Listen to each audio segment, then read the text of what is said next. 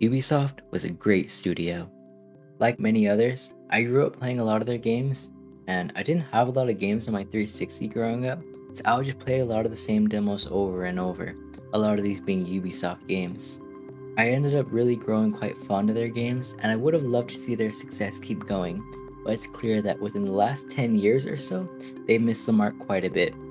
Even industry data analysts have shown that Ubisoft's major releases since the late 2010s have received noticeably more mixed to negative reception compared to their earlier flagship titles, which generally lines up with the sentiment shared among longtime fans. Nowadays, they don't really try to do anything differently, they don't ever really switch it up, they're not growing, they're not innovating, and they're not experimenting. They just generally don't make fun games anymore. They attempt to make the most inexpensive, highest engagement, money printing games, but they don't even succeed at that half the time. These are not just my words either. Leadership at Ubisoft themselves have consistently pushed for a focus towards long term live service engagement and monetization strategies in recent investor reports.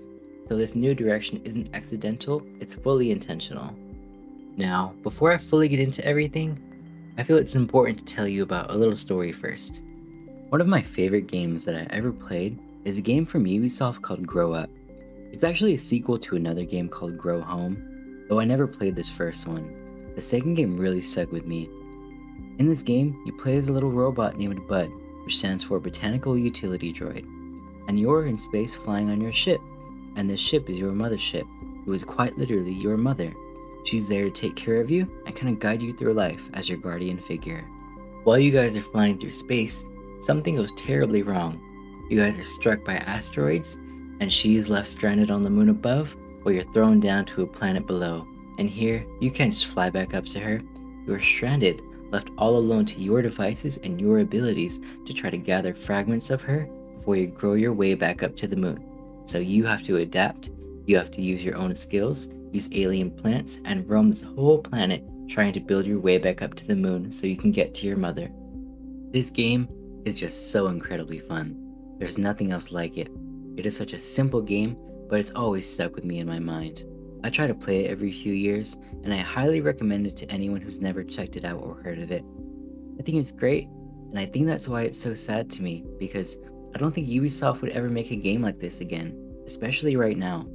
Back in the mid 2010s, Ubisoft tended to dabble in smaller scale experimental titles like Child of Light and Valiant Hearts alongside games like Grow Up, but that kind of creative side project has mostly fizzled out in recent years. They don't really try to make games like this anymore at all, especially with their new focus being shifted towards their big franchises like Assassin's Creed, Rainbow Six, and Far Cry. Recent Ubisoft release schedules show a much heavier dependence on already existing franchises rather than new original works, which makes it feel like everything they make is built upon what already works instead of what could be new and innovative for them. Even then, these three franchises don't nearly see the success or popularity that they once had, especially with new competition coming out all the time. The most successful one out of the three in today's world would be Rainbow Six, but even then, I would argue that it really comes down to Siege carrying the franchise as a whole. It feels like that's all they really put their resources into, and arguably, the quality of Siege itself has greatly diminished over time. My main gripe is with Siege being the poster child for Rainbow Six, while other Tom Clancy games get pushed to the side like they're nothing. The Tom Clancy franchise has a huge backlog of titles Ubisoft could easily revisit, evolve, and build upon, but because of Siege's success, they've chosen to prioritize only that and pour most of their effort into it. There are so many other franchises and names that deserve their own time in the spotlight. There hasn't been a new Splinter Cell game in forever, the sequel to The Division was cancelled, there was even another Rainbow Six game with a full campaign titled Rainbow Six Patriots that was scrapped and replaced by Siege. Ghost Recon Frontline was cancelled as well.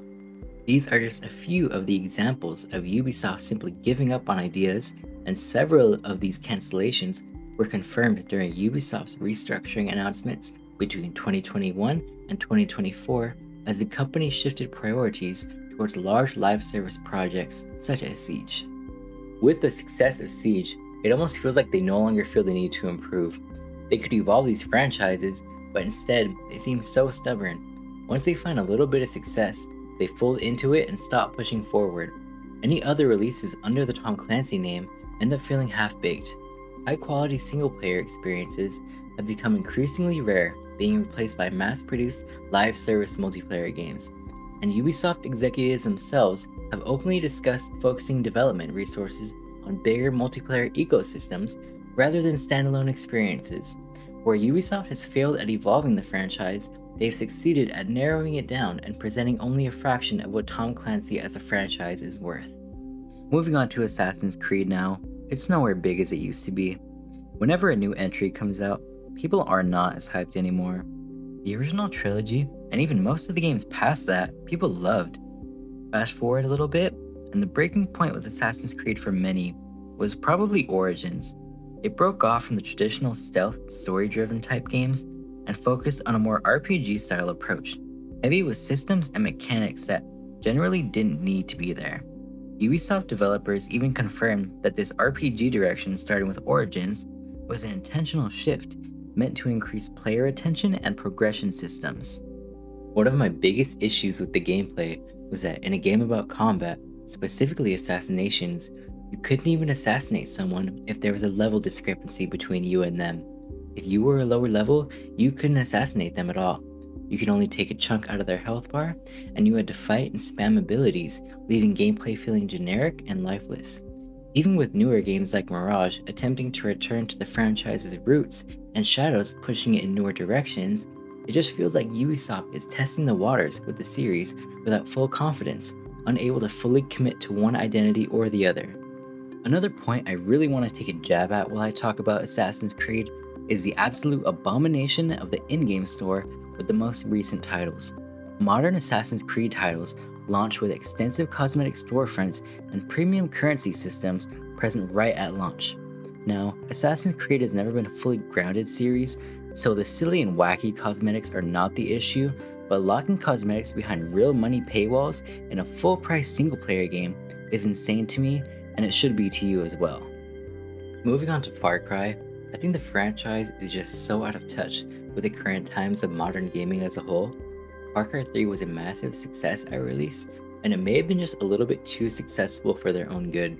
Ubisoft is now known for reusing a shared open-world design recipe across their franchises, something critics and fans alike have frequently called the Ubisoft formula, and you can really feel it beginning after Far Cry 3.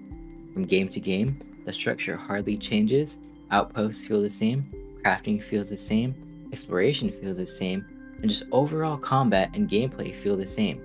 And sooner or later, most players get tired of doing the same thing over and over with a different coat of paint. It's clear that Ubisoft doesn't even know what they're doing with their already existing franchises. How will they ever grow and branch out and make new IPs? Skull and Bones is probably one of the best or worst examples of this. The game went through over a decade of delays, issues, and multiple internal reboots before finally launching, making it one of Ubisoft's longest development cycles ever, and when it finally did release, there wasn't really all that much to show for it. The funny thing about Skull and Bones is that Ubisoft already had everything laid out for them. They had a whole formula, a whole blueprint, and they completely fumbled it. Skull and Bones was supposed to pick up on the naval combat developed for Assassin's Creed Black Flag and develop it into a full open world title, but it ultimately fell flat. And then there's X-Defiant. The game itself felt fine, but nothing really hooked anyone. The competitive shooter market right now is dominated by titles like Valorant, Deadlock, Overwatch, Marvel Rivals, and Counter-Strike 2, and without a really strong standing, new shooters really struggle to survive. X-Defiant did actually have a decent idea by pulling groups and factions from multiple Ubisoft titles as playable characters, but the rest of the game ultimately fell flat. These new takes on games show that they're kind of willing to experiment, but only partially. They can really never go the full mile. They just can't seem to let go of certain aspects, and they can't stop shooting themselves in the foot because of it. They have so much untapped potential, but they cannot get past the idea of metrics and profit, and they don't understand their audience whatsoever. Ubisoft has most definitely felt the damage they've inflicted upon themselves by now, because over the last 10 years or so, Ubisoft has become a fraction of what they were once worth. Their market value has dropped by roughly 80 to 90% from what it once was, with many financial reports showing a sharp decline from their late 2010s peak alongside multiple restructuring efforts. If this doesn't show some sort of clear correlation, then I don't know what does. Not only that, they've shut down tons of studios, and since 2022 alone, they've confirmed layoffs affecting over 1,700 employees across multiple regions as part of cost cutting plans. They just can't stay consistent with game development.